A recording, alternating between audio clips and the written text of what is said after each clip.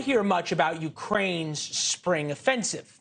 That's what happens when the spring offensive turns into the summer offensive, and summer is almost over with very little to show for it. Made us wonder what happened to the days when covering Ukraine was cool. This morning, President Biden arriving in Ukraine for the first time since the invasion began in a secret, unscheduled visit. As Russia invades Ukraine, Sean Penn has a literal front row seat to history. The Oscar winner on the ground in Kyiv. The U2 singer performed alongside his bandmate The Edge in an underground tube station in the capital. Breaking news that House Speaker Nancy Pelosi and several other Democrats have just toured Kyiv with President Zelensky. Ukraine isn't cool anymore. It's a mess. Most of the fighting in the country is happening in small areas, Mariupol, Metropol, and Donetsk. I was in Donetsk for a while in 2014. Minefields, anti-tank missiles, and trenches have slowed the Ukrainian offensive to a crawl. Literally. Progress over days is measured in yards, not miles. And the cost in lives is stunning, as is the cost to the American taxpayer and military readiness. I've covered a few wars that stopped being cool, most notably Libya back in 2014. That's when bad things happen. Colby Hall is here with us, founding editor of Mediaite.com, also On Balance resident philosopher. What I think is interesting is that just about the time that you need to start asking the tough questions, when is the end game? What does this mean to U.S. military readiness? What really are the objectives here? How effective are the Ukrainians? All of a sudden, there's absolutely no interest in this story anymore.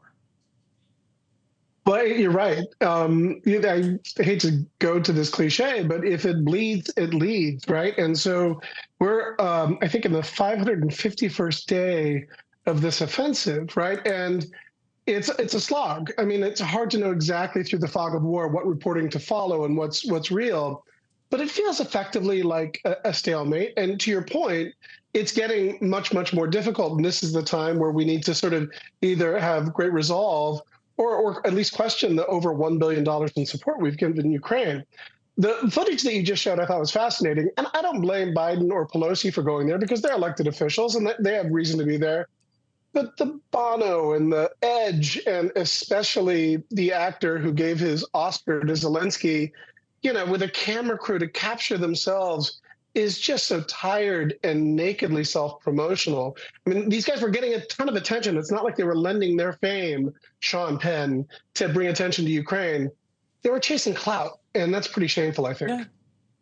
Yeah, usually if it bleeds, it leads. More people are dying now than ever. $100 billion or more of U.S. money.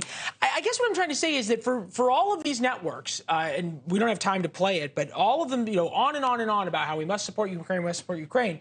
When it actually comes time to ask the tough questions of what does the end game look like?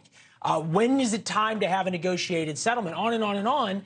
It's not that they're asking those questions and then answering them. They're just not covering it anymore.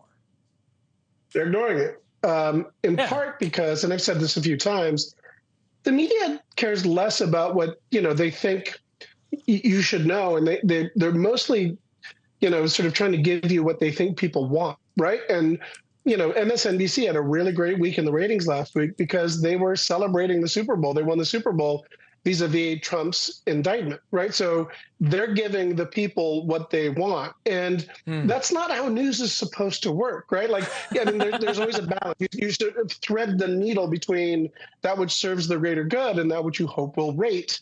And, you know, that's sort of the bygone era. Like traditional journalism, sadly, doesn't rate as well unless you do a really, really good job at it. So it's not cool anymore. It's a shame because right now, the Ukrainian war with Russia has never been at a more pivotal stage. And as you said, it's never been bloodier. And thank God we're talking about it here because it's not being mentioned on any other network. All right, Colby. And to our viewers, thank you for caring. Thank you for being willing to watch some uncool news. We'll keep doing it. Colby, thank you. Thanks for watching. Go to NewsNationNow.com to find NewsNation on your television provider. And don't forget to subscribe. Click the red button to get more of NewsNation's fact-driven, unbiased coverage.